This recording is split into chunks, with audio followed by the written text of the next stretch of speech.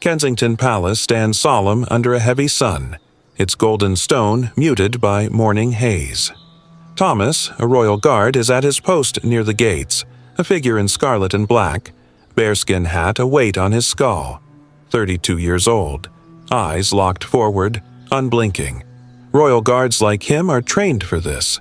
Statues, symbols, machines of discipline. Tourists swarm, their voices a distant drone. Japanese, French, English, a meaningless hum. He doesn't hear them, doesn't want to. His hands grip the rifle, gloves hiding white knuckles. Duty, duty. It's a mantra, a chain, a lifeline. Duty kept him alive in Helmand, sand choking his lungs, bullets screaming past. Duty keeps royal guards like Thomas standing, even as his chest caves in, a hollow ache that's grown since the news came. James, dead, his brother in arms, the man who took a bullet for him, whose laugh was louder than mortar fire, whose hand steadied him in the dark when death was a whisper away. The crowd shifts, a ripple of sound. Thomas doesn't flinch. Royal guards don't flinch. He's a pillar, a fixture, a piece of the palace's history. But then, a sound. Low, rhythmic. Boots on pavement. A procession.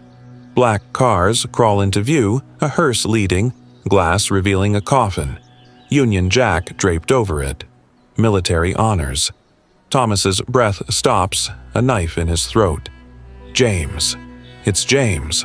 The friend who cheated at cards, who shared a cigarette under a desert sky, who bled out in his arms, sand mixing with blood, whispering, "We'll make it, Tom." He didn't make it. Thomas did. The guilt, it's heavier than the bearskin hat, heavier than the rifle, heavier than the duty that binds all royal guards. Tourists turn, cameras out, voices hushed. A child points, wide-eyed. A mother whispers, "Look, a funeral." Thomas doesn't see them. His world shrinks. Coffin, flag, the slow roll of wheels on asphalt. His heart slams, a frantic beat against his ribs. Duty, duty. The word screams in his skull, a drill sergeant's bark. Stand still, don't move, be the guard. Royal guards don't break. But James is there, right there, dead, cold, gone. And Thomas is here, a puppet in a scarlet costume, playing a role while his friend is carried to a grave he doesn't deserve. Not yet. Not like this. He can't do this. He can't. His boots scrape the pavement. A small sound, but it's a thunderclap in the silence. The crowd gasps, a collective inhale. He's moving. Thomas, a royal guard, the unmovable, steps forward, rifle clattering to the ground. He doesn't care. Doesn't feel the weight of their stares, their phones, their whispers. The hearse is close now, the procession inching past the gates. He raises a gloved hand, palm out, trembling. Stop. The driver hesitates, eyes wide behind the wheel, then obeys. The hearse jerks to a halt, tires squeaking. Murmurs explode. Shock, confusion, awe. Thomas doesn't hear them. He's at the hearse in 3 strides, bearskin hat slipping, his face a raw wound, grief carved into every line. Royal guards aren't supposed to feel this. Royal guards aren't supposed to break like this. The coffin gleams through the glass, the flag's colors too bright, mocking him.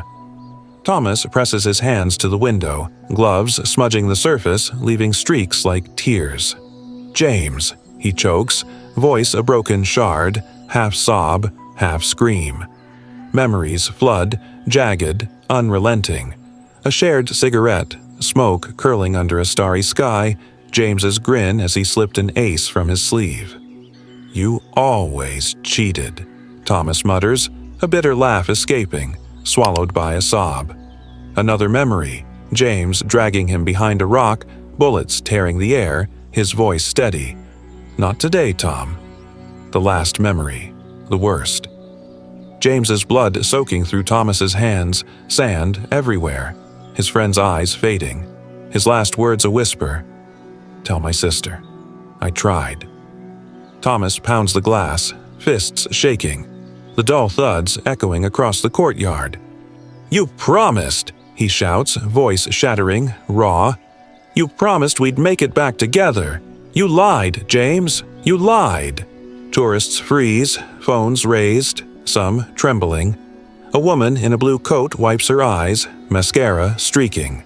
A man in a baseball cap mutters, "Oh my God," his voice thick. A teenage girl, earbuds dangling, starts to cry, her phone still recording. Thomas doesn't see them. His knees buckle and he slumps against the hearse, forehead pressed to the glass, tears cutting paths through the dust on his face. The flag blurs, a smear of red, white, blue. James is gone. Really gone. Thomas's chest heaves, each sob a jagged wound. He doesn't care about protocol, about the rules that royal guards live by, about the eyes on him. Not now. Not when James is here, so close, but untouchable. Other royal guards appear, 3 of them, boots clicking in unison, faces a mix of shock and disapproval. They've seen Thomas stand for hours, unflinching, a model royal guard. Now he's a wreck, a disgrace to the uniform. The lead guard, a man with a graying mustache, grabs Thomas's arm, yanks him back, voice low, sharp. "Get up. Now you're breaking every rule."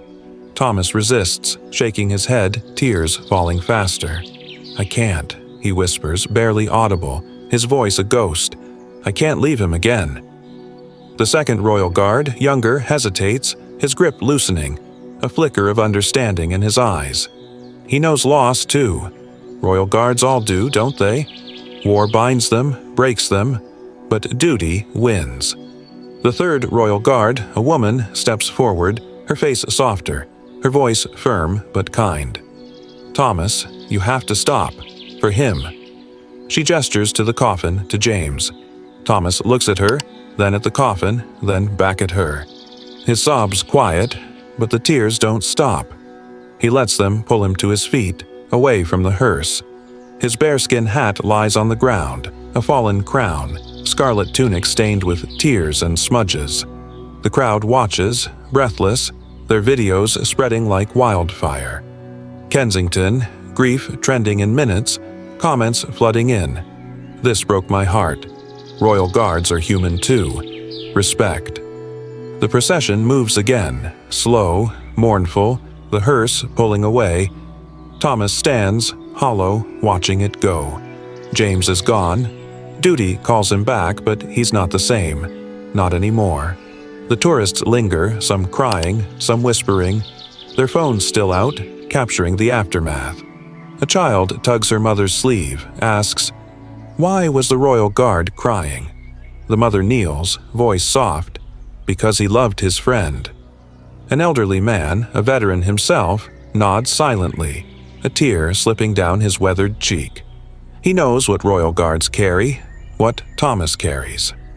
The other royal guards return to their posts, their faces unreadable, but their silence speaks.